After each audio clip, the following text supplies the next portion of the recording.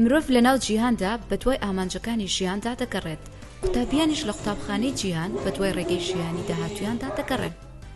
کۆمەڵگەی پەروەردەیی جیهان سلەیمانی یەکێکە لە پێشکەوتووترین ناوەندی پەروەردەی و فێرکاریەکانی کوردستان کە قۆناغی باخچەی و بنەڕەتی و ئامادەیی لەخۆ دەگرێت.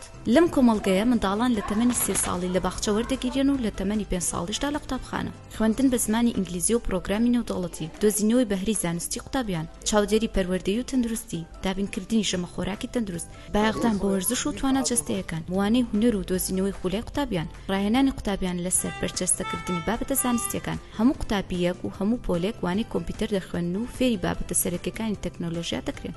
لە قوتابخانەی جیهان بایەخی زۆر بە فێربوونی زمانەکان دەدرێت.